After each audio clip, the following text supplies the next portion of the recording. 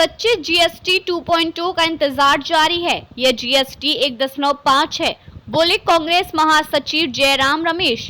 कांग्रेस ने जीएसटी में सुधारों को लेकर सरकार के ऐलान के एक दिन बाद दावा किया कि अब भी सच्चे जीएसटी 2.0 जीएसटी के दूसरे संस्करण का इंतजार बाकी है।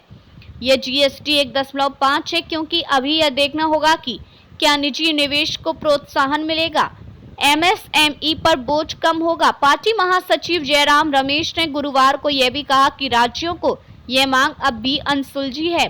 पहले से अधिक महत्वपूर्ण हो गई है कि राजस्व की क्षतिपूर्ति की अवधि को 5 साल के लिए और बढ़ाया जाए। जीएसटी परिषद ने बुधवार को आम सहमति से जीएसटी में व्यापक सुधारों को मंजूरी दी।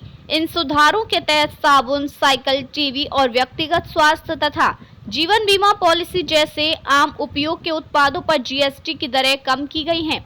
जीएसटी में 5% और 18% की 2 स्तरीय कर संरचनाओं को मंजूरी दी गई है। रमेश ने एक्स पर पोस्ट किया कि कांग्रेस लंबे समय से जीएसटी 2.0 की वकालत कर रही है, जिससे दरों की संख्या कम हो, बड़े पैमाने पर उपभोग की जाने वाली वस्तुओं पर दरों में कटौती हो, साथ ही कर चोरी, गलत वर्गीकरण और विवाद कम हो।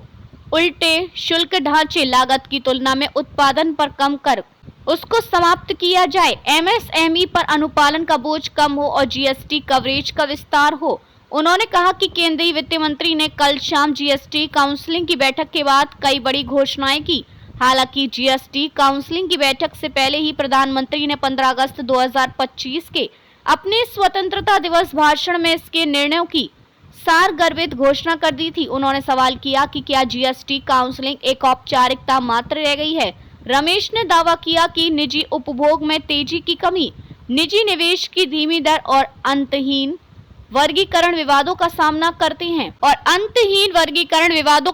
करते हुए केंद्रीय वित्त मंत्री ने अंततः स्वीकार किया है कि जीएसटी 1.0 आखिरी सीमा तक पहुंच गया है। उनका कहना है कि दरअसल जीएसटी 1.0 का डिजाइन ही दोषपूर्ण था। कांग्रेस ने जुलाई 2017 में ही इस ओर इशारा किया था, जब प्रधानमंत्री ने यू टर्न लेते हुए जीएसटी लागू करने का फैसला किया था। इसे एक अच्छा और सरल कर माना जाता था।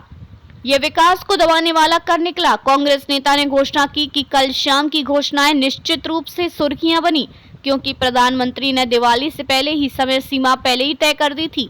रमेश ने यह भी कहा कि समवत दरों में कटौती का लाभ उपभोक्ताओं तक पहुंचाया जाएगा। हालांकि एक सच्चे जीएसटी 2.0 का इंतजार जारी है।